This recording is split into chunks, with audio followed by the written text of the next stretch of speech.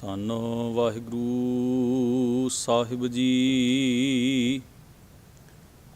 ਟੋਡੀ ਮਹੱਲਾ ਨੌਵਾਂ। ਇੱਕ ਓੰਕਾਰ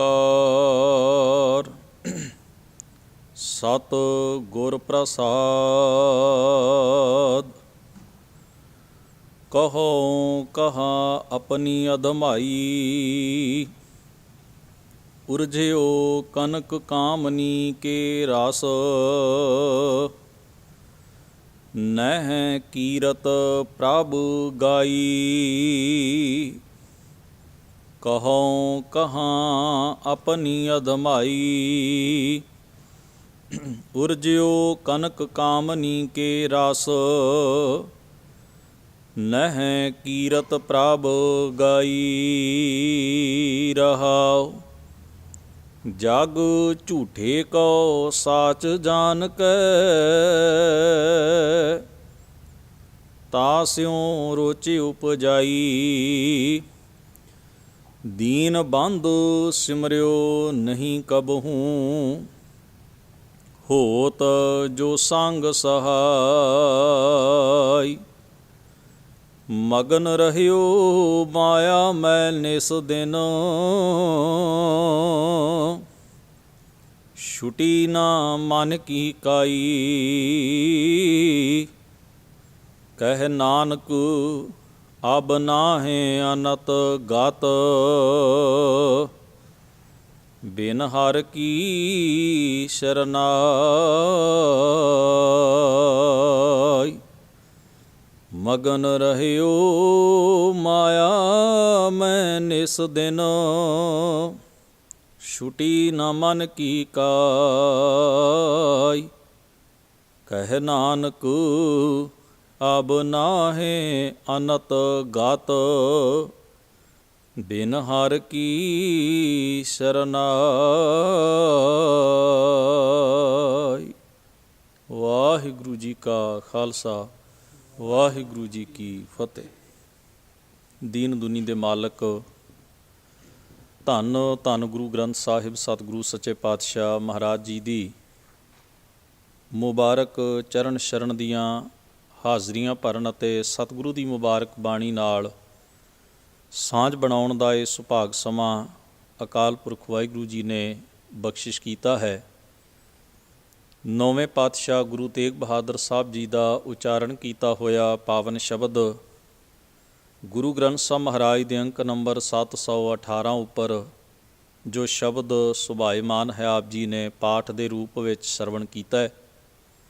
ਸ਼ਬਦ ਦਾ ਸਿਰਲੇਖ ਹੈ ਟੋਡੀ ਮਹੱਲਾ ਨੌਵਾਂ। ਨੌਵੇਂ ਪਾਤਸ਼ਾਹ ਗੁਰੂ ਤੇਗ ਬਹਾਦਰ ਸਾਹਿਬ ਜੀ ਦਾ ਉਚਾਰਨ ਕੀਤਾ ਹੋਇਆ ਸ਼ਬਦ ਰਾਗ ਟੋਡੀ ਦੇ ਵਿੱਚ ਸੰਖੇਪ ਰੂਪ ਵਿੱਚ ਸ਼ਬਦ ਉੱਪਰ ਮੰਗਲਾਚਰਨ ਸੁਭਾਇਮਾਨ ਹੈ। ਇੱਕ ਓੰਕਾਰ ਸਤਿ ਗੁਰ ਪ੍ਰਸਾਦ। ਇੱਕ ਹਿੰਦਸਾ ਜਿਸ ਦਾ ਭਾਵ ਹੈ ਇਸ ਸਮੁੱਚੇ ਪਸਾਰੇ ਦਾ, ਕਾਇਨਾਤ ਦਾ, ਕੁਦਰਤ ਦਾ ਜੋ ਵੀ ਦਿਸਦਾ ਅਣਦਿਸਦਾ ਹਿੱਸਾ ਹੈ, ਇਹ ਸਮੁੱਚੇ ਪਸਾਰੇ ਦਾ ਇੱਕੋ ਹੀ ਕਰਤਾ ਹੈ, ਇੱਕੋ ਹੀ ਚਾਲਕ ਹੈ ਔਰ ਇੱਕੋ ਹੀ ਘਾਲਕ ਹੈ। ਭਾਵ ਇੱਕ ਕੇਂਦਰੀ ਬੱਝਵੀਂ ਸੱਤਾ ਇਸ ਕਾਇਨਾਤ ਦਾ ਮੂਲ ਹੈ। ਸਤ ਸ਼ਬਦ ਦਾ ਭਾਵ ਉਹ ਸਦੀਵ ਕਾਲ ਰਹਿਣ ਵਾਲਾ ਹੈ, ਇੱਕ ਰਸ ਵਿਆਪਕ ਸਾਰੀ ਕੁਦਰਤ ਵਿੱਚ ਜੋ ਪਰਮੇਸ਼ਰ ਹੈ ਉਹ ਸਦਾ ਰਹਿੰਦਾ ਹੈ। ਉਸ ਦੀ ਹਸਤੀ ਨੂੰ ਕਾਲ ਸਮੇਂ ਨਾਲ ਕੋਈ ਫਰਕ ਨਹੀਂ ਪੈਂਦਾ। ਸਾਹਿਬ ਸਤਿਗੁਰੂ ਆਖਦੇ ਨੇ, ਗੁਰੂ ਦੀ ਮਿਹਰ, ਸੱਚੇ ਸਤਿਗੁਰੂ ਦੀ ਕਿਰਪਾ ਦੇ ਨਾਲ ਐਸੇ ਵਾਹਿਗੁਰੂ ਦੀ ਸੋਝੀ ਜੀਵ ਨੂੰ ਹਾਸਲ ਹੁੰਦੀ ਹੈ, ਅਨੁਭਵ ਜੀਵ ਨੂੰ ਹਾਸਲ ਹੁੰਦਾ ਹੈ। ਗੁਰੂ ਤੇਗ ਬਹਾਦਰ ਮਹਾਰਾਜ ਜੀ ਨੇ ਇਸ ਮੁਬਾਰਕ ਸ਼ਬਦ ਦੇ ਰਹਾਉ ਵਾਲੇ ਬੰਦ ਵਿੱਚ ਫਰਮਾਇਆ ਹੈ, ਕਹੋ ਕਹਾ ਆਪਣੀ ਅਧਮਾਈ। ਅਧਮਾਈ ਸ਼ਬਦ ਦਾ ਮਤਲਬ ਹੈ, ਜੈਸਾ ਕਿ ਬਾਣੀ ਵਿੱਚ ਇੱਕ ਸ਼ਬਦ ਆਉਂਦਾ ਹੈ, ਅਧਮ ਚੰਡਾਲੀ ਭਈ ਬ੍ਰਾਹਮਣੀ ਸੂਦੀ ਤੇ ਸ੍ਰਿਸ਼ਟਾਈ ਰੇ। ਅਧਮ ਸ਼ਬਦ ਦਾ ਮਤਲਬ ਹੈ ਨੀਚ। ਮਾੜੇ ਕਰਮਾਂ ਕਰਕੇ ਕੋਈ ਮਨੁੱਖ ਨੀਚ ਬਣ ਜਾਂਦਾ ਹੈ। ਸਤਿਗੁਰੂ ਦੀ ਮੁਬਾਰਕ ਬਾਣੀ ਦੇ ਵਿੱਚ ਕਿਹਾ ਗਿਆ ਹੈ ਵੀ ਜਿੰਨੇ ਮਨੁੱਖ ਨੀਚ ਕਰਮ ਕਰਦਾ ਹੈ ਮਾੜੇ ਕਰਮ ਕਰਦਾ ਹੈ, ਸੱਚ ਤੋਂ, ਧਰਮ ਤੋਂ, ਅਸੂਲ ਤੋਂ ਡਿੱਗ ਕੇ ਜਿਹੜਾ ਜੀਵਨ ਬਤੀਤ ਕਰਦਾ ਹੈ, ਉਹ ਨੀਚ ਕਰਮਾਂ ਦੀ ਸ਼੍ਰੇਣੀ ਵਿੱਚ ਆਉਂਦਾ ਹੈ। ਨੀਚ ਕਰਮ ਕਰਨ ਵਾਲਾ ਹੀ ਨੀਚ ਹੈ। ਅਤੇ ਐਸੀ ਨੀਚਤਾ ਦੀ ਦੁਹਾਈ ਕਿੱਥੇ ਜਾ ਕੇ ਦਿੱਤੀ ਜਾਏ, ਕਿਸ ਨੂੰ ਜਾ ਕੇ ਦੱਸਿਆ ਜਾਏ? ਜਦੋਂ ਸਤਿਗੁਰੂ ਗੁਰੂ ਤੇਗ ਬਹਾਦਰ ਮਹਾਰਾਜ ਦੀ ਬਾਣੀ ਆਪਾਂ ਲਗਾਤਾਰ ਵਿਚਾਰਦੇ ਆ ਰਹੇ ਹਾਂ, ਸਤਿਗੁਰੂ ਦੇ ਪਹਿਲੇ ਸ਼ਬਦ ਵੀ ਆਪਾਂ ਵੱਖ-ਵੱਖ ਰਾਗਾਂ ਵਿੱਚ ਜੋ ਸਤਿਗੁਰੂ ਨੇ ਉਚਾਰਨ ਕੀਤੇ ਨੇ, ਉਹਨਾਂ ਨੂੰ ਆਪਾਂ ਵਿਚਾਰਨ ਦਾ ਯਤਨ ਅਤੇ ਕੋਸ਼ਿਸ਼ ਕੀਤੀ ਹੈ। ਗੁਰੂ ਤੇਗ ਬਹਾਦਰ ਸਾਹਿਬ ਮਹਾਰਾਜ ਦੀ ਬਾਣੀ ਦੀ ਇਹ ਖੂਬਸੂਰਤੀ ਹੈ, ਜਿਵੇਂ ਬਾਕੀ ਗੁਰੂ ਸਾਹਿਬਾਨ ਦੀ ਹੈ, ਕਿ ਸਤਿਗੁਰੂ ਫਸਟ ਪਰਸਨ ਵਿੱਚ ਆਪਣੇ ਨਿੱਜ ਨੂੰ ਸਾਹਮਣੇ ਰੱਖ ਕੇ ਬਚਨ ਉਚਾਰਦੇ ਨੇ, ਤਾਂ ਕਿ ਬਾਣੀ ਦਾ ਪਾਠ ਪਠਨ ਕਰਨ ਵਾਲਾ ਅਤੇ ਬਾਣੀ ਨੂੰ ਪੜ੍ਹਨ ਵਾਲਾ ਜਿਹੜਾ ਹੈ, ਉਹ ਇਸ ਨੂੰ ਆਪਣੇ ਨਿੱਜ ਉੱਤੇ ਢੁਕਾ ਕੇ ਇਹਨਾਂ ਬਚਨਾਂ ਦਾ ਅਸਲ ਆਨੰਦ ਵੀ ਲੈ ਸਕੇ ਅਤੇ ਇਹਨਾਂ ਬਚਨਾਂ ਦੇ ਅਸਲ ਭਾਵ ਨੂੰ ਵੀ ਸਮਝ ਸਕੇ। ਸੋ ਗੁਰੂ ਸਾਹਿਬ ਆਪਣੇ ਨਿੱਜ ਨੂੰ ਇਸ ਕਰਕੇ ਵਿੱਚ ਇਨਵੋਲਵ ਕਰਦੇ ਨੇ, ਸ਼ਾਮਲ ਕਰਦੇ ਨੇ, ਤਾਂ ਕਿ ਸਤਿਗੁਰੂ ਨੂੰ ਪਤਾ ਹੈ ਵੀ ਇਹ ਪਾਠ, ਇਹ ਬਚਨ ਜਿਹੜਾ ਵੀ ਖੁਦ ਪੜ੍ਹੇਗਾ ਜਾਂ ਸੁਣੇਗਾ, ਉਸ ਨੂੰ ਇਸ ਗੱਲ ਦਾ ਅਨੁਭਵ ਹੋਵੇ, ਉਹ ਇਸ ਗੱਲ ਨੂੰ ਮਹਿਸੂਸ ਕਰੇ ਕਿ ਮੈਂ ਆਪਣੇ ਆਪ ਨੂੰ ਉਸ ਪਰਮੇਸ਼ਰ ਅਕਾਲ ਪੁਰਖ ਦੇ ਸਾਹਮਣੇ ਕਿਵੇਂ ਸਮਰਪਿਤ ਕਰਨਾ ਹੈ, ਮੈਂ ਆਪਣੀ ਅੰਦਰ ਦੀ ਹਉਂ ਨੂੰ ਕਿਵੇਂ ਮਾਰਨਾ ਹੈ, ਮੈਂ ਆਪਣੇ ਆਪ ਨੂੰ ਕਿਵੇਂ ਤੱਕਣਾ ਅਤੇ ਆਪਣੀਆਂ ਗਲਤੀਆਂ ਅਤੇ ਆਪਣੀਆਂ ਕਮੀਆਂ ਨੂੰ ਆਪ ਕਿਵੇਂ ਮਹਿਸੂਸ ਕਰਨਾ ਹੈ, ਅਤੇ ਉਸ ਵਾਹਿਗੁਰੂ ਦੀ ਰਹਿਮਤ ਲੋੜਦਿਆਂ ਹੋਇਆਂ ਇਸ ਦਲਦਲ ਵਿੱਚੋਂ, ਜਿਹੜੀ ਔਗਣਾਂ ਅਤੇ ਪਾਪਾਂ ਦੀ ਦਲਦਲ ਹੈ, ਮੰਦੇ ਕਰਮਾਂ ਦੀ ਦਲਦਲ ਹੈ, ਇਸ ਵਿੱਚੋਂ ਬਾਹਰ ਕਿਵੇਂ ਨਿਕਲਣਾ ਹੈ। ਖਿਆਲ ਵਿੱਚ ਰੱਖੀਏ, ਜਿੰਨਾ ਚਿਰ ਮਨੁੱਖ ਨੂੰ ਆਪਣਾ ਸਰੀਰ ਰੋਗੀ ਮਹਿਸੂਸ ਨਾ ਹੋਵੇ, ਮਨੁੱਖ ਨੂੰ ਇਹ ਫੀਲ ਨਾ ਹੋਵੇ ਕਿ ਮੈਂ ਬਿਮਾਰ ਹਾਂ, ਉਨਾ ਚਿਰ ਮਨੁੱਖ ਇਲਾਜ ਵਾਸਤੇ ਯਤਨ ਨਹੀਂ ਕਰਦਾ। ਜਿੰਨਾ ਚਿਰ ਮਨੁੱਖ ਨੂੰ ਭੁੱਖ ਮਹਿਸੂਸ ਨਾ ਹੋਵੇ, ਉਨਾ ਚਿਰ ਦੌੜ ਕੇ ਉਹ ਪ੍ਰਸ਼ਾਦਾ ਛਕਣ ਵਾਲੇ ਪਾਸੇ ਯਤਨ ਜਾਂ ਕੋਸ਼ਿਸ਼ ਨਹੀਂ ਕਰਦਾ। ਪਿਆਸ ਲੱਗੀ ਹੋਵੇ ਅਤੇ ਮਨੁੱਖ ਖੁਦ ਬ ਖੁਦ ਪਾਣੀ ਵਾਲੇ ਪਾਸੇ ਨੂੰ ਤੁਰ ਪੈਂਦਾ, ਕਿਉਂਕਿ ਉਹ ਮਹਿਸੂਸ ਕਰਦਾ ਹੈ ਸਰੀਰਕ ਰੂਪ ਵਿੱਚ, ਅਤੇ ਉਹਦਾ ਮਨ, ਉਹਦਾ ਦਿਮਾਗ ਅਲਾਰਮ ਦੇਣਾ ਸ਼ੁਰੂ ਕਰਦਾ ਵੀ ਤੈਨੂੰ ਹੁਣ ਪਾਣੀ ਪੀ ਲੈਣਾ ਚਾਹੀਦਾ। ਇਸੇ ਤਰ੍ਹਾਂ ਜਦੋਂ ਮਨੁੱਖ ਆਪਣੇ ਅੰਦਰ ਦੇ ਔਗਣਾਂ ਅਤੇ ਕਮੀਆਂ ਦਾ ਅਨੁਭਵ ਕਰਨ ਲੱਗ ਪਵੇ, ਮਹਿਸੂਸ ਕਰਨ ਲੱਗ ਪਵੇ, ਫਿਰ ਸੁਭਾਵਿਕ ਹੀ ਉਹਨਾਂ ਕਮੀਆਂ ਅਤੇ ਔਗਣਾਂ ਨੂੰ ਰੋਗ ਦੀ ਤਰ੍ਹਾਂ ਦੂਰ ਕਰਨ ਵਾਸਤੇ ਮਨੁੱਖ ਫਿਰ ਯਤਨਸ਼ੀਲ ਹੋ ਜਾਂਦਾ ਹੈ, ਕੋਸ਼ਿਸ਼ ਕਰਨੀ ਸ਼ੁਰੂ ਕਰ ਦਿੰਦਾ ਹੈ ਕਿ ਮੈਂ ਕਿਸੇ ਤਰ੍ਹਾਂ ਇਹਦੇ ਤੋਂ ਛੁਟਕਾਰਾ ਪਾ ਲਵਾਂ।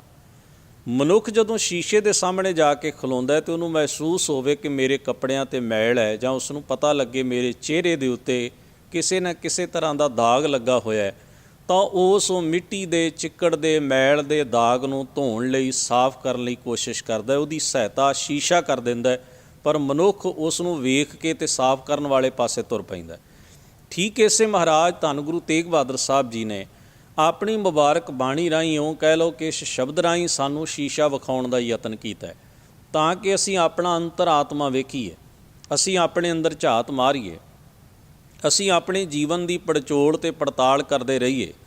ਤੋ ਸਾਹਿਬ ਸਤਿਗੁਰੂ ਧੰਨ ਗੁਰੂ ਤੇਗ ਬਹਾਦਰ ਮਹਾਰਾਜ ਇਹ ਬਚਨ ਪਹਿਲੇ ਭਾਵ ਵਿੱਚ ਕਹਿੰਦੇ ਹਨ, ਆਪਣੇ ਆਪ ਨੂੰ ਸਨਮੁਖ ਰੱਖ ਕੇ, ਕਹੋਂ ਕਹਾਂ ਆਪਣੀ ਅਦੰਭਾਈ, ਮੈਂ ਕਿੱਥੇ ਜਾ ਕੇ, ਕਹਾਂ ਦਾ ਮਤਲਬ ਹੈ ਕਿੱਥੇ ਜਾ ਕੇ, ਕਿਹਦੇ ਕੋਲ ਆਪਣੇ ਨੀਚ ਕਰਮਾਂ ਦਾ ਵਿਖਾੜਾ ਪਾਵਾਂ, ਕਿਸ ਨੂੰ ਦੱਸਾਂ, ਮੈਂ ਕੀ, ਕਿਵੇਂ ਅਤੇ ਕਿੱਥੇ ਜਾ ਕੇ, ਅਤੇ ਕਿਸ ਨੂੰ ਦੱਸਾਂ ਵੀ ਮੇਰੇ ਜੀਵਨ 'ਚ ਐਡੀ ਵੱਡੀ ਕਮੀ ਹੈ, ਐਡੀ ਵੱਡੀ ਮੁਸ਼ਕਲ ਹੈ।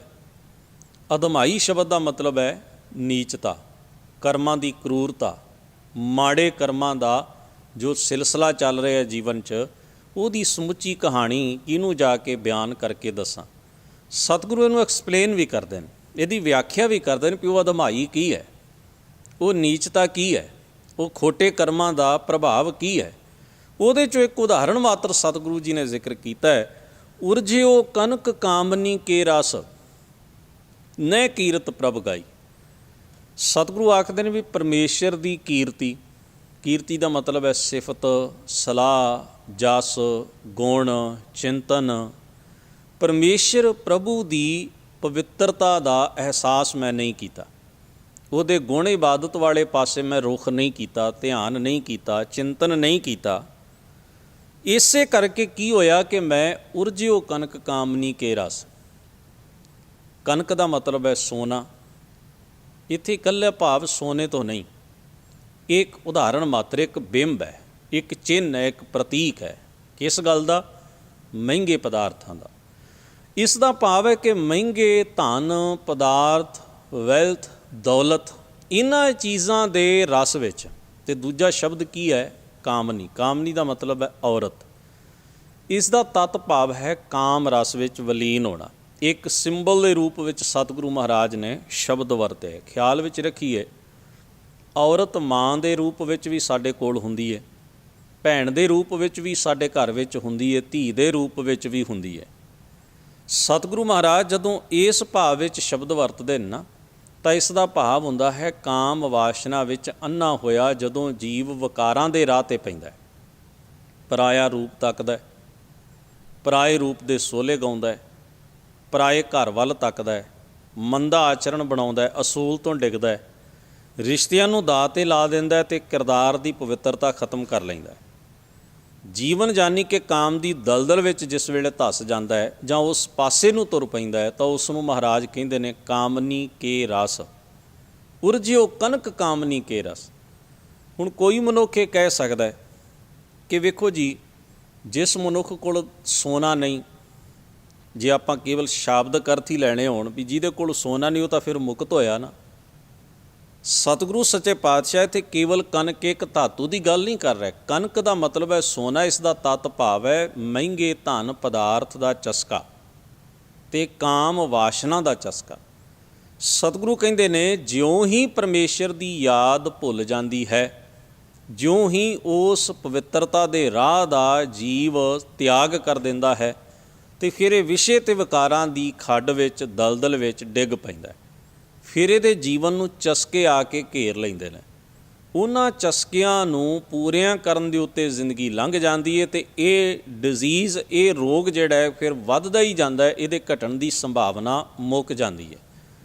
ਸਤਿਗੁਰੂ ਸੱਚੇ ਪਾਤਸ਼ਾਹ ਮਹਾਰਾਜ ਇਸੇ ਪਾਸੇ ਵੱਲ ਇਸ਼ਾਰਾ ਕਰਦੇ ਨੇ ਕਿ ਹੁਣ ਜਿਹੜਾ ਐਸੇ ਚਸਕੇ ਆਪਣੇ ਜੀਵਨ ਦੇ ਵਿੱਚ ਪਾਲ ਲਵੇ ਅਤੇ ਉਹਨਾਂ ਚਸਕਿਆਂ ਦੇ ਵਿੱਚ ਆਪਣਾ ਜੀਵਨ ਮੁਬਤਲਾ ਅਤੇ ਗ੍ਰਸਤ ਕਰਕੇ ਫਿਰ ਉਹ ਕੁਝ ਹੀ ਇਕੱਠਾ ਕਰਦਾ ਰਹੇ ਆਪਣੇ ਜੀਵਨ ਵਿੱਚ, ਹੌਲੀ ਹੌਲੀ ਕੀ ਹੋਏਗਾ?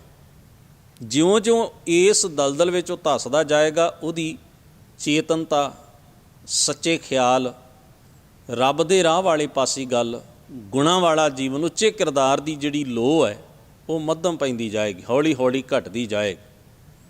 ਤੋ ਜਿਉਂ-ਜਿਉਂ ਉਹ ਅੰਦਰੋਂ ਖਤਮ ਹੁੰਦੀ ਜਾਏਗੀ, ਉਹ ਲੋਅ ਘਟਦੀ ਜਾਏਗੀ, ਤਿਉਂ-ਤਿਉਂ ਔਗਣਾਂ ਦਾ ਪਸਾਰਾ ਜੀਵਨ ਵਿੱਚ ਹੋਰ ਵੱਧਦਾ ਜਾਏਗਾ। ਗੁਰੂ ਪਾਤਸ਼ਾਹ ਜੀ ਇਸ ਨੂੰ ਅੱਗੇ ਜਾ ਕੇ ਕਹਿੰਦੇ ਨੇ, ਇਹ ਹੈ ਨੀਚਤਾ ਭਰੀ ਜ਼ਿੰਦਗੀ, ਇਹ ਹੈ ਮਾੜੇ ਕਰਮਾਂ ਦੇ ਪ੍ਰਭਾਵ ਵਾਲੀ ਜ਼ਿੰਦਗੀ। ਹੁਣ ਤੁਸੀਂ ਦੱਸੋ, ਸਤਿਗੁਰੂ ਆਖਦੇ ਨੇ ਵੀ ਇਹਨੂੰ ਕਿੱਥੇ ਜਾ ਕੇ ਮੈਂ ਬਿਆਨ ਕਰਾਂ, ਕਿਹਨੂੰ ਦੱਸਾਂ? ਕੌਣ ਹੈ ਜਿਹੜਾ ਮੇਰੀ ਇਸ ਮਨੋ ਅਵਸਥਾ ਵਿੱਚ ਐਸਾ ਜੀਵਨ ਜੀਂਦਿਆਂ ਹੋਇਆਂ ਕੌਣ ਹੈ ਜਿਹੜਾ ਮੇਰੀ ਸਹਾਇਤਾ ਕਰ ਸਕੇ? ਕੋਈ ਹੈ ਜਿਹੜਾ ਇਸ ਚੀਜ਼ 'ਚੋਂ ਬਾਹਰ ਨਿਕਲਣ ਦਾ ਮੈਨੂੰ ਢੰਗ, ਤਰੀਕਾ ਜਾਂ ਜੁਗਤ ਬਿਆਨ ਕਰਕੇ ਦੱਸੇ? ਹਾਂ, ਸਲਾਹ ਸੰਸਾਰ ਦਾ ਹਰ ਮਨੁੱਖ ਦੇ ਸਕਦਾ ਹੈ। ਕੋਈ ਕਹੇਗਾ ਤੈਨੂੰ ਇਵੇਂ ਨਹੀਂ ਕਰਨਾ ਚਾਹੀਦਾ, ਕੋਈ ਕਹੇਗਾ ਇਵੇਂ ਕਰਨਾ ਚਾਹੀਦਾ ਹੈ, ਕੋਈ ਕਹੇਗਾ ਆਹ ਪ੍ਰੈਕਟਿਸ ਕਰਕੇ ਵੇ, ਕੋਈ ਕਹੇਗਾ ਉੱਥੇ ਜਾ ਕੇ ਵੇ। ਐਸੀਆਂ ਸਲਾਹਾਂ ਸੰਸਾਰ ਵਿੱਚ ਅਨੇਕ ਹੋਣਗੀਆਂ, ਪਰ ਇਸ ਜੀਵਨ ਦੇ ਇਸ ਸਫ਼ਰ ਤੋਂ ਕਿਵੇਂ ਮੁੜਿਆ ਜਾਏ, ਕਿਵੇਂ ਆਪਣੇ ਮਨ ਨੂੰ ਇਸ ਤੋਂ ਉਭਾਰਿਆ ਜਾਏ ਅਤੇ ਬਚਾਇਆ ਜਾਏ? ਜ਼ਿੰਦਗੀ ਦੇ ਇਸ ਮਸਲੇ ਨੂੰ ਹੱਲ ਕੌਣ ਕਰੇਗਾ? ਕਿਹਦੇ ਕੋਲ ਇੰਨੀ ਸਮਰੱਥ ਹੈ ਜਿਹਦੀ ਸੋਭਤ ਅਤੇ ਸੰਗਤ ਮਨੁੱਖ ਦੇ ਜੀਵਨ ਨੂੰ ਇਹਨਾਂ ਚੱਕਰਾਂ ਵਿੱਚੋਂ ਬਾਹਰ ਕੱਢ ਦੇਵੇ? ਤੋ ਸਤਿਗੁਰੂ ਇਸੇ ਕਰਕੇ ਕਹਿੰਦੇ ਨੇ ਕਿਹਨੂੰ ਜਾ ਕੇ ਦੱਸਾਂ ਅਤੇ ਕਿੱਥੇ ਜਾ ਕੇ ਬਿਆਨ ਕਰਾਂ।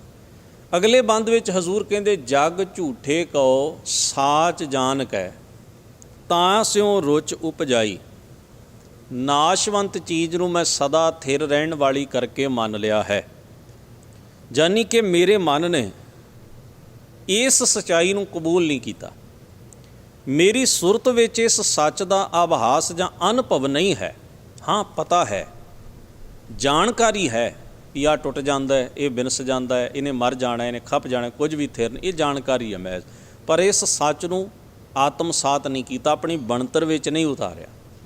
ਇਸੇ ਕਰਕੇ ਨਾਸ਼ਵੰਤ ਚੀਜ਼ਾਂ ਨੂੰ ਮੈਂ ਸਦਾ ਥਿਰ ਰਹਿਣ ਵਾਲੀਆਂ ਮੰਨਦਾ ਹਾਂ। ਜੇ ਮੈਂ ਨਾ ਮੰਨਦਾ ਹੁੰਦਾ ਤਾਂ ਮੈਂ ਕਿਸੇ ਨਾਲ ਧੋਖਾਧੜੀ ਨਾ ਕਰਦਾ, ਬੇਈਮਾਨੀ, ਪਾਪ, ਇਹ ਸਾਰੇ ਜ਼ੁਲਮ, ਸਿਤਮ, ਅਤਿਆਚਾਰ, ਇਹ ਸਭ ਕੁਝ ਨਾ ਕਰਦਾ।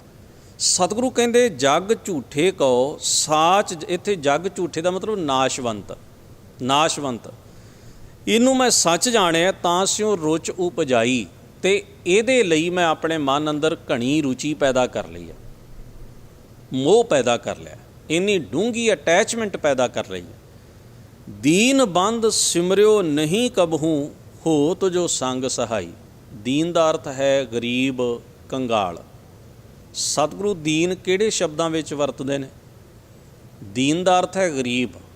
ਜਿਸ ਮਨੁੱਖ ਦੇ ਜੀਵਨ ਵਿੱਚ ਗੁਣ ਨਹੀਂ ਹੈ, ਸੱਚ ਨਹੀਂ ਹੈ, ਧਰਮ ਦੀ ਘਾਟ ਹੈ, ਅਸੂਲ ਦੀ ਘਾਟ ਹੈ, ਜੀਵਨ ਦੇ ਅਦੁੱਤੀ ਗੁਣ ਜਿਸ ਦੇ ਪੱਲੇ ਵਿੱਚ ਨਹੀਂ ਹਨ, ਦਰਅਸਲ ਉਹ ਸਭ ਤੋਂ ਵੱਡਾ ਗਰੀਬ ਹੈ, ਉਹ ਕੰਗਾਲ ਹੈ। ਕੀ ਐਸੇ ਕੰਗਾਲ ਦੀ ਕੋਈ ਸੰਸਾਰ 'ਚ ਸਹਾਇਤਾ ਕਰ ਸਕਦਾ? ਕੋਈ ਮਨੁੱਖ ਰੋਟੀ ਤੋਂ ਭੁੱਖਾ ਹੋਵੇ, ਉਸ ਨੂੰ ਕੋਈ ਰੋਟੀ ਦੇ ਸਕਦਾ ਹੈ। ਤਨ ਤੋਂ ਨੰਗਾ ਹੋਵੇ, ਉਸ ਨੂੰ ਵਸਤਰ ਦਿੱਤੇ ਜਾ ਸਕਦੇ ਨੇ। ਬੇਘਰੇ ਨੂੰ ਛੱਤ ਵੀ ਦਿੱਤੀ ਜਾ ਸਕਦੀ ਹੈ। ਐਸੀ ਕੰਗਾਲੀ ਧਨ ਪਦਾਰਥ ਵਾਲੀ ਦੂਰ ਹੋ ਸਕਦੀ ਹੈ। ਪਰ ਕੀ ਜਿਸ ਮਨੁੱਖ ਦੇ ਜੀਵਨ ਵਿੱਚ ਰੱਬੀ ਰਹਿਮਤਾਂ ਦੀ ਘਾਟ ਹੋਵੇ, ਅਦੁੱਤੀ ਗੁਣਾਂ ਦੀ ਘਾਟ ਹੋਵੇ, ਸਚਿਆਰੇ ਜੀਵਨ ਦੀ ਘਾਟ ਹੋਵੇ, ਕੀ ਇਹ ਕੰਗਾਲੀ ਵੀ ਕੋਈ ਖੰਡ ਸਕਦਾ? ਕੋਈ ਇਸ ਗਰੀਬੀ ਨੂੰ ਦੂਰ ਕਰਨ ਦੀ ਤਾਕਤ ਰੱਖਦਾ? ਸੱਚੇ ਸਤਿਗੁਰੂ ਤੋਂ ਬਿਨਾਂ ਇਹ ਗਰੀਬੀ ਕੋਈ ਦੂਰ ਨਹੀਂ ਕਰ ਸਕਦਾ। ਜੀਵਨ ਦੀ ਇਸ ਹਾਲਤ ਤੋਂ ਕੋਈ ਮੁਕਤ ਕਿਸੇ ਨੂੰ ਨਹੀਂ ਕਰ ਸਕਦਾ। ਇਸ ਕਰਕੇ ਬਾਣੀ ਦਾ ਇਹ ਸੰਦਰਭ ਸਮਝੀਏ ਵੀ ਗਰੀਬ ਤਨ ਕਰਕੇ ਵੀ ਮਨੁੱਖ ਹੁੰਦਾ ਹੈ। ਦੌਲਤ ਨਹੀਂ ਹੈ, ਜੀਵਨ ਦੀਆਂ ਲੋੜਾਂ ਪੂਰੀਆਂ ਨਹੀਂ ਹੋ ਰਹੀਆਂ, ਸਰੀਰ ਦੀਆਂ ਜ਼ਰੂਰਤਾਂ ਪੂਰੀਆਂ ਨਹੀਂ ਹੋ ਰਹੀਆਂ, ਅਤੇ ਆਪਾਂ ਉਹਨੂੰ ਆਖਦੇ ਹਾਂ ਗਰੀਬ ਹੈ, ਹਮਾਤੜ ਹੈ ਜਾਂ ਕੰਗਾਲ ਹੈ। ਪਰ ਗੁਰਬਾਣੀ ਦੇ ਵਿੱਚ ਦੀਨ, ਗਰੀਬ ਦੂਸਰੇ ਅਰਥਾਂ ਵਿੱਚ ਵੀ ਵਰਤਿਆ ਗਿਆ। ਬਾਣੀ ਵਿੱਚ ਸਤਿਗੁਰੂ ਦਾ ਇੱਕ ਵਾਕ ਹੈ, ਜਿਨ ਕੈ ਪੱਲੇ ਧਨ ਵਸੈ ਤਿਨ ਕਾ ਨਾਉ ਫਕੀਰ। ਗੁਰੂ ਨਾਨਕ ਮਹਾਰਾਜ ਨੇ ਉਹਨਾਂ ਨੂੰ ਵੀ ਕੰਗਾਲ ਮੰਨਿਆ ਜਿਨ੍ਹਾਂ ਦੇ ਕੋਲ ਬੇਹਿਸਾਬੀ ਦੌਲਤ ਹੈ। ਹੁਣ ਜੇ ਕੇਵਲ ਪਦਾਰਥ ਦਾ ਪੈਮਾਨਾ ਲਾਇਆ ਜਾਏ ਅਤੇ ਜਿਨ੍ਹਾਂ ਦੇ ਪੱਲੇ ਧਨ ਹੈ ਉਹਨਾਂ ਨੂੰ ਕੋਈ ਗਰੀਬ ਨਹੀਂ ਕਹਿੰਦਾ, ਕੋਈ ਕੰਗਾਲ ਨਹੀਂ ਆਖਦਾ, ਕੋਈ ਹਮਾਤੜ ਨਹੀਂ ਕਹਿੰਦਾ। ਉਹ ਤਾਂ ਤਕੜੇ ਨੇ, ਅਮੀਰ ਨੇ, ਉਮਰਾ ਲੋਕ ਨੇ। ਪਰ ਸਤਿਗੁਰੂ ਗੁਰੂ ਨਾਨਕ ਮਹਾਰਾਜ ਕਹਿੰਦੇ ਉਹ ਵੀ ਕੰਗਾਲ ਹੋ ਸਕਦੇ ਨੇ। ਜਿਨ ਕੈ ਪੱਲੇ ਧਨ ਵਸੈ ਤਿਨ ਕਾ ਨਾਉ ਫਕੀਰ। ਉਹ ਕਿਉਂ ਫਕੀਰ ਨੇ? ਕਿਉਂਕਿ ਸਤਿਗੁਰੂ ਆਖਦੇ ਨੇ ਹੋ ਸਕਦਾ ਉਹਨਾਂ ਕੋਲ ਦੌਲਤ ਦੇ ਤੇ ਅੰਬਾਰ ਹੋਣ, ਸਹੂਲਤਾਂ ਦੀ ਤਾਂ ਕੋਈ ਕਮੀ ਨਾ ਹੋਵੇ, ਧਨ ਪਦਾਰਥ ਤੇ ਰੁਤਬੇ ਹੋਣ, ਪਰ ਉਹਨਾਂ ਦਾ ਅੰਤਰ ਆਤਮਾ ਰੱਬੀ ਗੁਣਾਂ ਅਤੇ ਰਹਿਮਤਾਂ ਤੋਂ ਮਹਿਰੂਮ ਹੋਵੇ, ਖਾਲੀ ਹੋਵੇ। ਜੇ ਉਹ ਖਾਲੀ ਨੇ ਅੰਦਰੋਂ, ਤਾਂ ਸਤਿਗੁਰੂ ਆਖਦੇ ਨੇ ਫਿਰ ਉਹਨਾਂ ਦੇ ਧਨ ਪਦਾਰਥ ਵੀ ਉਹਨਾਂ ਨੂੰ ਜ਼ਿੰਦਗੀ ਦੀ ਉਹ ਖੁਸ਼ੀ ਨਹੀਂ ਬਖਸ਼ ਸਕਣਗੇ ਜਿਹੜੀ ਉਹਨਾਂ ਦੇ ਕੋਲ ਹੋਣੀ ਚਾਹੀਦੀ ਹੈ। ਸਾਹਿਬ ਸਤਿਗੁਰੂ ਸੱਚੇ ਪਾਤਸ਼ਾਹ ਇਸ ਕਰਕੇ ਉਹਨਾਂ ਨੂੰ ਕੰਗਾਲ ਅਤੇ ਗਰੀਬ ਦੀ ਸੰਗਿਆ ਦਿੰਦੇ ਨੇ। ਕਹੋ ਕਬੀਰ ਨਿਰ ਧਨ ਹੈ ਸੋਈ, ਜਾ ਕੇ ਹਿਰਦੈ ਨਾਮ ਨਾ ਹੋਈ। ਜਿਸ ਦੇ ਪੱਲੇ ਵਿੱਚ ਪਰਮੇਸ਼ਰ ਦੀ ਯਾਦ, ਰੱਬੀ ਗੁਣ ਨਹੀਂ ਹੈ, ਉਹਦਾ ਚਿੰਤਨ ਨਹੀਂ, ਜਿਹੜੇ ਜੀਵਨ ਦੀ ਸੱਚਾਈ ਤੋਂ ਮਹਿਰੂਮ ਨੇ, ਪਾਤਸ਼ਾਹ ਕਹਿੰਦੇ ਨੇ ਉਹੀ ਨਿਰਧਨ ਨੇ, ਉਹੀ ਗਰੀਬ ਨੇ, ਉਹੀ ਕੰਗਾਲ ਨੇ। ਤੋ ਸਾਹਿਬ ਸਤਿਗੁਰੂ ਦੀ ਇੱਥੇ ਵਿਆਖਿਆ ਇਹ ਹੈ ਵੀ ਦੀਨ ਬੰਦ ਸਿਮਰਿਓ ਨਹੀਂ ਕਬਹੂ। ਦੀਨਾਂ ਦਾ ਬੰਧੂ, ਦਇਆ ਕਰਨ ਵਾਲਾ, ਤਰਸ ਕਰਨ ਵਾਲਾ, ਬਖਸ਼ਿਸ਼ ਕਰਨ, ਐਸੀ ਮਾਨਸਿਕ ਆਤਮਿਕ ਕੰਗਾਲੀ ਵਿੱਚ ਪਹੁੰਚੇ ਹੋਏ ਜੀਵਾਂ ਦਾ ਵੀ ਉਹ ਪਰਮੇਸ਼ਰ ਵਾਹਿਗੁਰੂ ਸਾਥ ਨਹੀਂ ਛੱਡਦਾ। ਜੇ ਕੋਈ ਉਸ ਪਾਸੇ ਦਾ ਰੁਖ ਕਰੇ, ਧਿਆਨ ਕਰੇ, ਚਿੰਤਨ ਕਰੇ, ਉਹ ਇਸ ਗੁਰਬਤ ਵਿੱਚੋਂ ਵੀ ਉਸ ਨੂੰ ਬਾਹਰ ਕੱਢ ਲੈਂਦਾ, ਇਸ ਗਰੀਬੀ ਅਤੇ ਹਮਾਤੜ ਪੁਣੇ ਵਿੱਚੋਂ ਵੀ ਉਸ ਨੂੰ ਉਭਾਰ ਲੈਂਦਾ। ਤੋ ਸਤਿਗੁਰੂ ਆਖਦੇ ਨੇ ਪਰ ਐਸੇ ਦੀਨਾ ਬੰਧੂ ਪਰਮੇਸ਼ਰ ਨੂੰ ਤਾਂ ਮੈਂ ਸਿਮਰਿਆ ਹੀ ਨਹੀਂ, ਉਸ ਦਾ ਸਮਰਨ, ਉਹਦਾ ਚੇਤਾ ਜਾਂ ਚਿੰਤਨ ਕੀਤਾ ਹੀ ਨਹੀਂ। ਹੋਤ ਜੋ ਸੰਗ ਸਹਾਈ, ਜਿਹੜਾ ਸਦਾ ਹੀ ਸਹਾਇਕ ਹੈ, ਜਿਸ ਨੇ ਮੇਰੀ ਸਹਾਇਤਾ ਕਰਨੀ ਹੈ, ਜਿਸ ਨੇ ਮੇਰਾ ਅਸਲ ਬੇਲੀ ਅਤੇ ਸਾਥੀ ਬਣਨਾ ਹੈ। ਕਮਾਲ ਦੀ ਗੱਲ ਹੈ, ਉਹਦਾ ਕਦੇ ਧਿਆਨ ਹੀ ਨਹੀਂ ਆਇਆ, ਉਸ ਪਾਸੇ ਵੱਲ ਸੋਚ ਕੇ ਹੀ ਨਹੀਂ ਵੇਖਿਆ, ਤੁਰ ਕੇ ਹੀ ਨਹੀਂ ਵੇਖਿਆ। ਤੋ ਮਹਾਰਾਜ ਆਖਦੇ ਨੇ ਮਗਨ ਰਹਿਓ ਮਾਇਆ ਮੈਂ ਨਿਸ ਦਿਨ। ਨਿਸ ਦਿਨ ਦਾ ਭਾਵ ਹੈ ਦਿਨ ਰਾਤ, ਭਾਵ ਹਰ ਵੇਲੇ, ਹਰ ਘੜੀ, ਹਰ ਪਲ, ਹਰ ਸਮੇਂ ਮਗਨ ਰਹਿੰਦਾ ਹਾਂ। ਕਾਹਦੇ ਵਿੱਚ? ਮਾਇਆ ਦੇ ਵਿੱਚ। ਦਰਅਸਲ ਪਦਾਰਥ ਮਾਇਆ ਦਾ ਪ੍ਰਤੀਬਿੰਬ ਹੈ। ਅਕਸ਼ ਹੈ। ਕੋਈ ਪਦਾਰਥ ਆਪਣੇ ਆਪ ਵਿੱਚ ਮਨੁੱਖ ਨੂੰ ਨਹੀਂ ਖਿੱਚਦਾ। ਮਨੁੱਖ ਦੇ ਮਨ ਅੰਦਰ ਮਾਇਆ ਦੇ ਉਹ ਤੱਤ ਪਏ ਨੇ ਜਿਹੜੇ ਕਿਸੇ ਪਦਾਰਥ ਨੂੰ ਇੰਪੋਰਟੈਂਟ ਬਣਾਉਂਦੇ ਨੇ ਜਾਂ ਮਨੁੱਖ ਨੂੰ ਉਸ ਪਾਸੇ ਖਿੱਚ ਕੇ ਲਿਜਾਂਦੇ ਨੇ। ਉਹ ਸਾਡੀ ਹੈ ਖਿਆਲ ਸ਼ਕਤੀ। ਹੁਣ ਭਾਰਤੀ ਮੱਤਾਂ ਵਿੱਚ ਹੀ ਨਹੀਂ, ਹੋਰ ਵੀ ਮੱਤਾਂ ਵਿੱਚ ਹੈ। ਜਿਵੇਂ ਆਪਾਂ ਪਹਿਲੇ ਸ਼ਬਦਾਂ ਵਿੱਚ ਜ਼ਿਕਰ ਕੀਤਾ ਹੈ, ਘਰ ਛੱਡਣਾ, ਪਰਿਵਾਰ, ਦੌਲਤ, ਛੋਟੇ ਛੋਟੇ ਰਜਵਾੜੇ ਵੀ ਭਾਰਤ ਵਿੱਚ ਉਹਨਾਂ ਦੀਆਂ ਕਥਾਵਾਂ, ਲੋਕ ਕਥਾਵਾਂ ਵੀ ਬੜੀਆਂ ਸਦੀਆਂ ਤੋਂ ਪ੍ਰਚਲਿਤ ਰਹੀਆਂ ਨੇ। ਭਰਥਰੀ ਹਰੀ ਹੈ, ਗੋਪੀ ਚੰਦ ਇਤਿਆਦਿਕ ਛੋਟੇ ਛੋਟੇ ਰਾਜੇ ਆਪਣੀਆਂ ਰਿਆਸਤਾਂ ਛੱਡ ਕੇ ਤੁਰ ਪਏ, ਕਿਉਂਕਿ ਉਹਨਾਂ ਦੇ ਜ਼ਿਹਨ ਉੱਤੇ, ਸੁਰਤ ਉੱਤੇ ਪ੍ਰਚਾਰ ਦਾ ਇਹ ਅਸਰ ਰਿਹਾ ਕਿ ਤੁਸੀਂ ਮੁਕਤੀ ਜਾਂ ਜੀਵਨ ਨੂੰ ਸਫਲਾ ਤਦ ਕਰ ਸਕਦੇ ਹੋ, ਤੁਸੀਂ ਪਰਮੇਸ਼ਰ ਰੱਬ ਤੱਕ ਤਾਂ ਪਹੁੰਚ ਸਕਦੇ ਹੋ ਜੇ ਤੁਸੀਂ ਇਸ ਝੰਜਟ ਵਿੱਚੋਂ ਬਾਹਰ ਨਿਕਲੋ ਤਾਂ। ਹੁਣ ਇੱਕ ਪਾਸੇ ਤੇ ਉਹ ਸਾਰੇ ਦਾ ਸਾਰਾ ਵਿਚਾਰਧਾਰਕ ਮਤ ਜਿਹੜਾ ਉਹ ਖੜ੍ਹਾ ਹੈ, ਪਰ ਸਤਿਗੁਰੂ ਮਹਾਰਾਜ ਦਾ ਮੰਨਣਾ ਹੈ ਵੀ ਜੇ ਤੁਹਾਡੇ ਚਿੰਤਨ ਵਿੱਚ ਹੈ ਮਾਇਆ ਤਾਂ ਤੁਸੀਂ ਸਭ ਕੁਝ ਫਿਜ਼ੀਕਲੀ ਸਰੀਰਕ ਰੂਪ ਵਿੱਚ ਛੱਡ ਕੇ ਵੀ ਉਹਦੇ ਤੋਂ ਮੁਕਤ ਨਹੀਂ ਹੋ ਸਕਦੇ। ਮਾਇਆ ਤੁਹਾਡੀ ਖਿਆਲ ਸ਼ਕਤੀ ਵਿੱਚ ਵਸਦੀ ਹੈ, ਤੁਹਾਡੇ ਜ਼ਿਹਨ ਵਿੱਚ ਵਸਦੀ ਹੈ। ਤੁਹਾਡੀ ਸੁਰਤ ਮਨ ਦੇ ਉੱਤੇ, ਖਿਆਲਾਂ ਉੱਤੇ ਉਹਦਾ ਜਦੋਂ ਕੰਟਰੋਲ ਹੈ ਤਾਂ ਤੁਸੀਂ ਮੁਕਤ ਨਹੀਂ ਹੋ।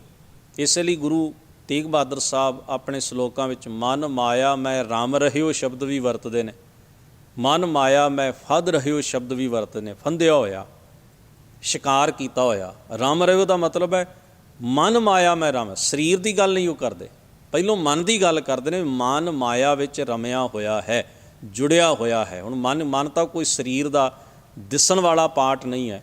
ਕਿਸੇ ਮਨੁੱਖ ਨੇ ਹੱਥ 'ਤੇ ਗਲ ਵਿੱਚ ਸੋਨਾ ਪਹਿਨਿਆ ਹੋਵੇ ਤਾਂ ਸਾਨੂੰ ਨਜ਼ਰ ਆਉਂਦਾ ਹੈ, ਮਨ ਨਜ਼ਰ ਨਹੀਂ ਆਉਂਦਾ ਵੀ ਮਨ ਦੇ ਉੱਤੇ ਮਾਇਆ ਕਿਵੇਂ ਵਸੀ ਹੋਈ। ਉਹ ਹੈ ਖਿਆਲ ਸ਼ਕਤੀ ਦਾ ਪ੍ਰਭਾਵ। ਜਦੋਂ ਸਾਡੀ ਸੋਚਣ ਸ਼ਕਤੀ ਦੇ ਉੱਤੇ, ਖਿਆਲ ਸ਼ਕਤੀ ਦੇ ਉੱਤੇ, ਸਾਡੇ ਚਿੰਤਨ ਦੇ ਵਿੱਚ ਉਹਨਾਂ ਲੋਭ ਦਾ ਪ੍ਰਭਾਵ ਹੋਏਗਾ, ਲਾਲਚ ਦਾ ਪ੍ਰਭਾਵ ਹੋਏਗਾ, ਹੰਕਾਰ ਦਾ ਪ੍ਰਭਾਵ ਹੋਏਗਾ, ਤ੍ਰਿਸ਼ਨਾ ਦਾ ਪ੍ਰਭਾਵ ਹੋਏਗਾ, ਤਾਂ ਸਮਝੋ ਅਸੀਂ ਮਾਇਆ ਵਿੱਚ ਖਚਤ ਹਾਂ। ਉਹ ਚੀਜ਼ ਸਾਨੂੰ ਦੁਖੀ ਕਰੇਗੀ, ਅੰਦਰੋਂ ਕੁਰੇਦੇਗੀ, ਸਾਨੂੰ ਉਸ ਪਾਸੇ ਵੱਲ ਲੈ ਕੇ ਜਾਏਗੀ। ਉਹੋ ਜਿਹੇ ਸਾਡੇ ਅੰਦਰ ਵੇਗ ਉੱਠਣਗੇ, ਜਜ਼ਬਾਤ ਉੱਠਣਗੇ, ਫੀਲਿੰਗਸ ਉੱਠਣਗੀਆਂ। ਅਸੀਂ ਉਸ ਤਰ੍ਹਾਂ ਉਹਨਾਂ ਚੀਜ਼ਾਂ ਨੂੰ ਮਹਿਸੂਸ ਕਰਾਂਗੇ ਅਤੇ ਫਿਰ ਉਹੋ ਜਿਹੇ ਕਰਮ ਕਰਨ ਵਾਸਤੇ ਤੁਰ ਪਵਾਂਗੇ। ਹੁਣ ਜਿਉਂ ਹੀ ਪਹਿਲਾਂ ਤੁਸੀਂ ਵੇਖੋ, ਇੱਕ ਚੋਰ ਜਿਹੜਾ ਹੈ ਉਹ ਰੇਕੀ ਕਰਕੇ ਆਉਂਦਾ ਹੈ, ਉਹ ਵੇਖਦਾ ਵੀ ਕਿਹਦੇ ਘਰ ਵਿੱਚ ਕੁਝ ਹੈ, ਫਿਰ ਉਹ ਵੇਖਦਾ ਵੀ ਸੇਫਟੀ ਕਿਵੇਂ, ਇਸ ਚੀਜ਼ ਨੂੰ ਮੈਂ ਚੁੱਕ ਕਿਵੇਂ ਸਕਦਾ। ਅਤੇ ਜਦੋਂ ਉਸਨੇ ਉਹ ਵੇਖ ਲਈ ਚੀਜ਼, ਉਹਦੇ ਮਨ ਅੰਦਰ ਬਾਰ-ਬਾਰ ਖਿਆਲ ਆਈ ਜਾਣਾ ਹੈ ਕਿ ਕਦੋਂ ਸਮਾਂ ਬਣੇਗਾ, ਕਦੋਂ ਸਮਾਂ ਬਣੇਗਾ, ਮੈਂ ਉਸ ਚੀਜ਼ ਨੂੰ ਕਦੋਂ ਚੁੱਕ ਸਕਦਾ। ਜਦੋਂ ਹੀ ਉਹਦੇ ਮੁਤਾਬਕ ਸਹੀ ਸਮਾਂ ਆ ਜਾਂਦਾ ਹੈ ਚੋਰੀ ਕਰਨ ਦਾ, ਜਦੋਂ ਕੋਈ ਵੇਖਣ ਵਾਲਾ ਨਹੀਂ, ਸੁਰੱਖਿਆ ਹੈ, ਸੇਫਟੀ ਹੈ, ਤਾਂ ਉੱਥੇ ਜਾਂਦਾ ਹੈ, ਅੱਖ ਬਚਾ ਕੇ ਉਹ ਚੀਜ਼ ਨੂੰ ਚੁੱਕਦਾ। ਹੁਣ ਜ਼ਰਾ ਸੋਚਣਾ ਵੀ ਬਿਨਾਂ ਚਿੰਤਨ ਤੋਂ ਉਹ ਚੋਰੀ ਕਰ ਸਕਦਾ? ਬਿਲਕੁਲ ਨਹੀਂ ਕਰ ਸਕਦਾ। ਕੋਈ ਠੱਗ ਬਿਨਾਂ ਚਿੰਤਨ ਤੋਂ ਠੱਗੀ ਮਾਰ ਸਕਦਾ? ਇਹਦਾ ਮਤਲਬ ਉਹ ਖਿਆਲ ਠੱਗੀ ਮਾਰਨ ਦਾ ਸਭ ਤੋਂ ਪਹਿਲਾਂ ਉਸ ਦੇ ਮਨ ਅੰਦਰ ਹੈ, ਕਲਪਨਾ ਹੈ, ਉਸ ਨੂੰ ਉਹਨੇ ਫਿਜ਼ੀਕਲੀ ਸਰੀਰਕ ਰੂਪ ਵਿੱਚ ਅੰਜਾਮ ਦੇ ਦਿੱਤਾ ਹੈ। ਉਹ ਤਾਂ ਦਿੱਤਾ ਕਿਉਂਕਿ ਉਹਦੇ ਅੰਦਰੋਂ ਠੱਗੀ ਉਹਨੇ ਪਹਿਲੋਂ ਮਾਰ ਲਈ ਹੋਈ ਹੈ। ਅੰਦਰੋਂ ਚੋਰ ਪਹਿਲਾਂ ਬਣਦਾ ਹੈ, ਫਿਰ ਉਹਨੂੰ ਉਹ ਸਰੀਰਕ ਰੂਪ ਵਿੱਚ ਹੰਢਾਉਂਦਾ ਹੈ।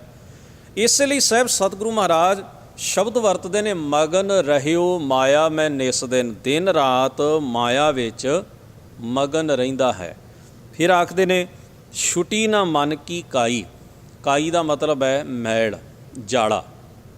ਜਿਵੇਂ ਗੁਰੂ ਤੇਗ ਬਹਾਦਰ ਸਾਹਿਬ ਮਹਾਰਾਜ ਨੇ ਇਹ ਸ਼ਬਦ ਪਹਿਲਾਂ ਵੀ ਵਰਤਿਆ ਹੈ, ਜਿਸ ਵਿੱਚ ਸਤਿਗੁਰੂ ਪਾਤਸ਼ਾਹ ਨੇ ਇਹ ਬਚਨ ਕੀਤਾ ਹੈ ਕਿ ਆਪਣੇ ਮਨ ਨੂੰ ਪੜਤਾਲੇ ਬਿਨਾਂ ਭਰਮ ਕੀ ਕਾਈ, ਭਰਮ ਦਾ ਜਾਲਾ ਮਨ ਵਿੱਚੋਂ ਨਹੀਂ ਨਿਕਲਦਾ। ਇਸੇ ਤਰ੍ਹਾਂ ਇੱਥੇ ਸਤਿਗੁਰੂ ਮਹਾਰਾਜ ਕਾਈ ਸ਼ਬਦ ਵਰਤੇ। ਕਾਈ ਦਾ ਮਤਲਬ ਹੈ ਪਾਣੀ ਦੇ ਉੱਤੇ ਆ ਜਾਣ ਵਾਲਾ ਹਰਿਆ ਜਾਲਾ, ਪਾਣੀ ਦੇ ਉੱਤੇ ਜੰਮੀ ਹੋਈ ਉਹ ਮੈਲ ਦੀ ਡੂੰਘੀ ਪਰਤ ਜਿਹੜੀ ਪਾਣੀ ਦੇ ਤਲ ਨੂੰ ਸਾਨੂੰ ਦਿਸਣ ਨਹੀਂ ਦਿੰਦੀ ਅਤੇ ਪਾਣੀ ਦੇ ਉੱਪਰਲੇ ਤਲ ਨੂੰ ਮੈਲਾ ਕਰ ਦਿੰਦੀ, ਉਸ ਜਾਲੇ ਨੂੰ ਕਾਈ ਕਿਹਾ ਜਾਂਦਾ ਹੈ। ਸਾਹਿਬ ਸਤਿਗੁਰੂ ਮਹਾਰਾਜ ਆਖਦੇ ਨੇ, ਹੇ ਭਾਈ ਮਨ ਕੀ ਕਾਈ, ਛੁਟੀ ਨਾ ਮਨ ਕੀ ਕਾਈ। ਮਨ ਦੀ ਮੈਲ, ਮਨ ਦਾ ਉਹ ਜਾਲਾ ਨਹੀਂ ਲੈਂਦਾ। ਇਸੇ ਕਰਕੇ ਮੈਂ ਅਰਦਾਸ ਕਰਦਾ ਹਾਂ, ਬੇਨਤੀ ਕਰਦਾ ਹਾਂ ਕਹਿ ਨਾਨਕ ਅਬ ਨਾ ਹੈ ਅਨਤ ਗਤ। ਹੁਣ ਖਿਆਲ ਵਿੱਚ ਰੱਖੀਏ, ਪਹਿਲੀ ਪੰਕਤੀ 'ਚ ਮਹਾਰਾਜ ਨੇ ਇਹ ਸਵਾਲ ਉਠਾਇਆ ਸੀ, ਕਹੋਂ ਕਹਾਂ ਆਪਣੀ ਅਧਮਾਈ, ਕਿਸ ਕੋਲ ਜਾ ਕੇ ਬਿਆਨ ਕਰਾਂ। ਹੁਣ ਸਤਿਗੁਰੂ ਮਹਾਰਾਜ ਤਰੀਕਾ ਦੱਸ ਰਹੇ ਨੇ, ਜਗ੍ਹਾ ਦੱਸ ਰਹੇ ਨੇ, ਕਿੱਥੇ ਜਾ ਕੇ ਕਿਸ ਕੋਲ ਆਪਣੇ ਆਪ ਆਪਣੇ ਵਜੂਦ ਲਈ ਬੇਨਤੀ ਕੀਤੀ ਜਾ ਸਕਦੀ, ਕਿਹਨੂੰ ਦੱਸਿਆ ਜਾ ਸਕਦਾ। ਵੈਸੇ ਵੀ ਸਤਿਗੁਰੂ ਨੇ ਬਾਣੀ 'ਚ ਇਹਦੀ ਜੁਗਤ ਦੱਸਦਿਆਂ ਕਿਹਾ, ਗੋਹਜ ਗੱਲ ਜੀ ਕੀ ਚੈ ਸਤਿਗੁਰ ਪਾਸ, ਤਾਂ ਸਰਬ ਸੁਖ ਪਾਈਐ। ਤੋ ਇੱਥੇ ਸਤਿਗੁਰੂ ਜੁਗਤ ਬਿਆਨ ਕਰਦੇ, ਕਹਿ ਨਾਨਕ ਅਬ ਨਾ ਹੈ ਅਨਤ ਗਤ।